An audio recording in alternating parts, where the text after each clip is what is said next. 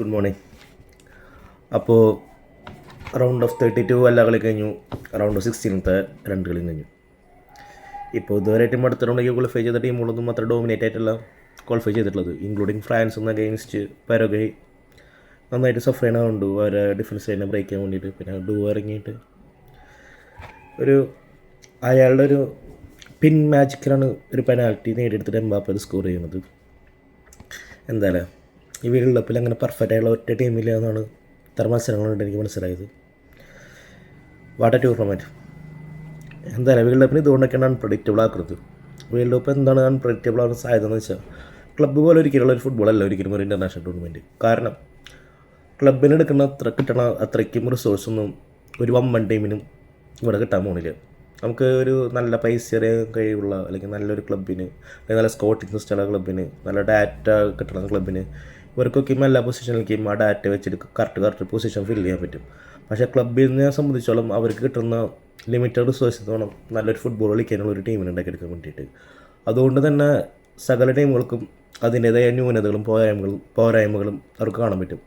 പ്രത്യേകിച്ചും philosophy apply ചെയ്യണ മാനേജർമാർ ഒരിക്കലും ഇവിടെ വന്നൊരു ക്ലച്ച് പിടിക്കാൻ പോകുന്നില്ല. പ്രാഗ്മാറ്റിക്കായിട്ട് കളിക്കാൻ സാധിക്കുന്ന, വിവിധ സമയങ്ങളിൽ കളിയുടെ ഗതി മാറ്റാൻ കഴിവുള്ള ടാക്ടിക്കൽ അപ്രോച്ച് നടത്താൻ സാധിക്കുന്ന മാനേജേഴ്സാണ് അപ്പം നോക്കിയാലും ഇവിടെ വിജയിക്കാൻ സാധ്യതയുള്ളത്. അല്ലാത്ത മാനേജേഴ്സ് ഇവിടെ വെന്നിക്കൂടി പാർക്കാൻ ഭയങ്കരമായിട്ട് ബുദ്ധിമുട്ടും.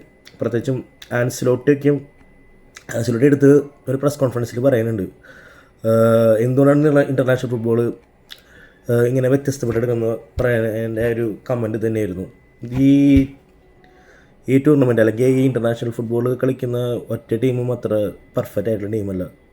നമ്മൾ അവരെ ചാമ്പ്യനെ ആക്കുന്നത് അല്ലെങ്കിൽ ചാമ്പ്യൻ മെൻറ്റാലിറ്റിക്ക് കൊണ്ടുപോകുന്നത് ടീമിന് നമ്മൾ നടത്തുന്ന മാനസികമായുള്ള ആധിപത്യം അല്ലെങ്കിൽ മെൻറ്റാലിറ്റിയിൽ വരുത്തുന്ന ചേഞ്ചുകളാണ് ഒരു ചാമ്പ്യൻ ടീമിന് ഉണ്ടാക്കുന്നതാണ് പറയണത് കാർലോ ആൻസെലോട്ടി. എന്തായിരുന്നു ആ കളിയില്ല ജപ്പാനെതിരെ ബ്രസീലിൻ്റെ പെർഫോമൻസ്. ഫസ്റ്റ് ഹാഫ് ഡിസപ്പോയിൻറ്റിപ്പിച്ചെങ്കിലും സെക്കൻഡ് ഹാഫിൽ അവർ നല്ലൊരു ജോലി ചെയ്തു കേട്ടോ. ഭയങ്കര ഇഷ്ടപ്പെട്ട കളിയാണ്. അതുപോലെ തന്നെ മിക്ക ടീമുകളും ഫ്രാൻസിൻ്റെ റൗണ്ട് ഓഫ് 32 പെർഫോമൻസ് കൺവിൻസിങ് ആയിരുന്നു. മെക്സിക്കോയുടെ നല്ല കൺവിൻസിങ് ആയിട്ടുള്ളൊരു വിജയമായിരുന്നു. അങ്ങനെ കുറച്ച് ടീമുകൾ മാത്രമാണ് ഒരു കൺവിൻസിങ് ആയിട്ട് ഈ നെക്സ്റ്റ് റൗണ്ടിലേക്ക് എത്തിയുള്ളത്, പ്രത്യേകിച്ചും 16ലേക്ക് എത്തിയിട്ടുള്ളത്. 16th ഇപ്പോൾ ഞാൻ പറഞ്ഞില്ലേ നേരത്തെ, ഫ്രാൻസിൻ്റെയും മൊറോക്കോയും ആണ് ഇപ്പോൾ അഡ്വാൻസ് ആയിട്ടുള്ളത്. ഈ 2 കളി മാത്രമാണ് കഴിഞ്ഞിട്ടുള്ളത്. ഇനി ബാക്കിയുള്ള ടീമുകളുടെ കളി കിടക്കുന്നുണ്ട്. അതിൽ അർജൻറ്റീന, ഇംഗ്ലണ്ട്, പോർച്ചുഗൽ, സ്പെയിൻ. അല്ലെങ്കിൽ പോർച്ചുഗൽ സ്പെയിനും റൗണ്ട് ഓഫ് 32 ഒരുമിച്ച് ഏറ്റുമുട്ടുണ്ട്. അതങ്ങനെ കളിക്കണമെന്ന് ശരിക്കും കാണാൻ നല്ല ആഗ്രഹമുണ്ട്. അങ്ങനെയാണ് മറ്റേ റോബർട്ടോ മാർട്ടിനസ്, ബയേനും അതുപോലെ തന്നെ ലമിൻ യമാലിനെയും അവർ അറ്റാക്കിങ് ബെക്സിനെ വെച്ചിട്ട് അവർ കൺട്രോൾ ചെയ്യാമെന്ന് കാണണമെന്ന് ഭയങ്കര ആഗ്രഹമുണ്ട്. പക്ഷേ എനിക്കൊരു നല്ലൊരു ആഗ്രഹം എന്ന് വെച്ചാൽ, ഈ പോർച്ചുഗൽ സ്പെയിനിലെ കളിയിൽ പോർച്ചുഗൽ ബ്രൂണോ ഫെർണാണ്ടസിനെ മാറ്റിയിട്ട് ബെർണാഡോ സിൽവാനെ ഒന്ന് കളിപ്പിക്കണമെന്ന് ആഗ്രഹമുണ്ട്. വിട്ടീന, ജോവൻ ആവാസ്, ബെർണാഡോ സിൽവ കിട്ടില്ല മിഡ്ഫീൽഡായിരിക്കും ഇത്. കാരണം പറയുന്നത് വെച്ചാൽ, ഈ പ്രീമിയർ ലീഗിൽ ഏറ്റവും കൂടുതൽ പ്രസ് റേറ്റിങ്ങുകളും ഏറ്റവും വർക്ക് ലോഡ് എടുക്കുന്ന ഒരു മിഡ്ഫീൽഡറാണ് ബെർണാഡോ സിൽവ. പുള്ളിക്കാരനെ നാഷണൽ ഡ്യൂട്ടീസിക്ക് വിടുമ്പോൾ റൈറ്റ് വിങ്ങിൽ കളിപ്പിക്കാൻ കാണുമ്പോൾ എനിക്ക് ഭയങ്കര വിഷമം തോന്നാറുണ്ട്. പുള്ളിക്കാരനെ ഒരു മിഡ്ഫീൽഡിലേക്ക് ഇറക്കുവാനാണെങ്കിൽ എത്ര കോമ്പറ്റീവ് ആയിട്ട് ഇരിക്കാൻ പറ്റുന്നറിയോ. മറ്റേ കയ്യിൽ പന്തുള്ള ടീമിൽ ബ്രൂണോ ഫെർണാണ്ടസ് എന്നും ഒരു എന്താ പറയുക, ബ്രൂണോ ഫെർണാണ്ടസ് എന്നൊരു അധികപ്പറ്റ അയാൾ ആ ഒരു രീതിയിൽ കളിപ്പിക്കാൻ പറ്റില്ല. ഒരു കൗണ്ടർ അറ്റാക്കിംഗ് ടീമാണെങ്കിൽ ആളവിടെ പ്ലേസ് ചെയ്യാൻ പറ്റും. പക്ഷേ പൊസഷണൽ ഗെയിം കളിക്കുന്നൊരു ടീമിലേക്ക് ആൾ സ്യൂട്ടാവാൻ ചോദിക്കുകയാണെങ്കിൽ അത് സ്യൂട്ടാവില്ല.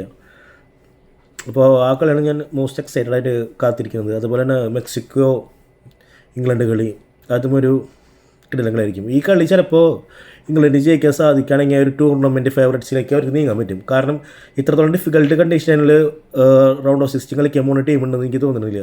പ്രത്യേകിച്ചും വെതറും ഹോം ടീം അഡ്വാൻറ്റേജ് ഉണ്ട് മെക്സിക്കോയ്ക്ക്. ഈ ഒരു കളി ശരിക്കും ഒരു കളിയുടെ പുറത്തേക്ക് ടീമിൻ്റെ മെൻറ്റാലിറ്റിനെയും ഫിസിക്കാലിറ്റിനെയും പരീക്ഷിക്കുന്ന ഒരു ഗെയിമാണ് ശരിക്കും ഇംഗ്ലണ്ട് കാത്തിരിക്കുന്നത്. ഒരു ടീം എന്ന രീതിയിൽ എത്രത്തോളം അവർക്ക് മുന്നേറാൻ പറ്റുമെന്ന് ഈ കളിയോട് നമുക്ക് മനസ്സിലാക്കാൻ പറ്റും. ഈ കളി അവർ ജയിക്കുകയാണെങ്കിൽ ഷുവർലി ഞാൻ പറയുന്നു, ഈ കളി ഇംഗ്ലണ്ടിന് ജയിക്കാൻ സാധിക്കുകയാണെങ്കിൽ അവർ കപ്പടിക്കാൻ പോകുന്നൊരു ടീമാണെന്ന് പറയാം. അതുവരെ നമുക്ക് ഇംഗ്ലണ്ടിൻ്റെ ഒരു പ്രതീക്ഷ നമുക്ക് കൊടുക്കാൻ പറ്റില്ല. നിലവിൽ ഏറ്റവും കൂടുതൽ സാധ്യത ഞാൻ കാണുന്നത് ഫ്രാൻസിന് തന്നെയാണ്. രണ്ടാമത്തെ ഞാൻ സാധ്യത കാണുന്നത് ബ്രസീലിനെയാണ്. മറ്റേ അർജൻറ്റീന ഇന്നലെ ക്യാപ്പ് വെറുതെ അപ്പം കളിച്ച കളി അവരും മറ്റേ അവരെയും സ്വിച്ച് ഓഫ് കിൽ ഓഫ് ചെയ്യാൻ ഭയങ്കര എളുപ്പമാണെന്ന് കാണിക്കുന്നുണ്ട്. മിഡ്ഫീൽഡിൽ അവരെ സിമ്പിളായിട്ട് ഒരു മിഡ് ബ്ലോക്കൊക്കെ വയ്ക്കുകയാണെങ്കിൽ മിഡ് ബ്ലോക്ക് വയ്ക്കുകയാണെങ്കിൽ കിഡിലായിട്ട് അർജൻറ്റീനയാണ് നമുക്ക് എതിരിടാൻ സാധിക്കുന്ന ഒരു ടീമാണ്. ബൈ ദ ബൈ, ഇത്രയും കാര്യങ്ങളാണ് ഇത്ര മത്സരം കഴിഞ്ഞിട്ട്, കാരണം നോക്കൗട്ട് സ്റ്റേജ് തുടങ്ങിയിട്ട് ഇന്ന് വരെ കഴിഞ്ഞിട്ടുള്ള റൗണ്ട് ഓഫ് 16 2 മാച്ച് അടക്കം എനിക്ക് കണ്ടിട്ട് എനിക്ക് തോന്നുന്നത് ഇത്രയും കാര്യങ്ങളാണ്. നമുക്ക് പുതിയൊരു വീഡിയോ ആയിട്ട് വീണ്ടും വരാം. അതുവരെ വീണ്ടും കാണാം. ഫസ്റ്റ് ടച്ച് മലയാളം എല്ലാവരും സബ്സ്ക്രൈബ് ചെയ്യാം കേട്ടോ. പറ്റുകയാണെങ്കിൽ ഈ വീഡിയോക്ക് ലൈക്കും. എന്നാൽ ബൈ.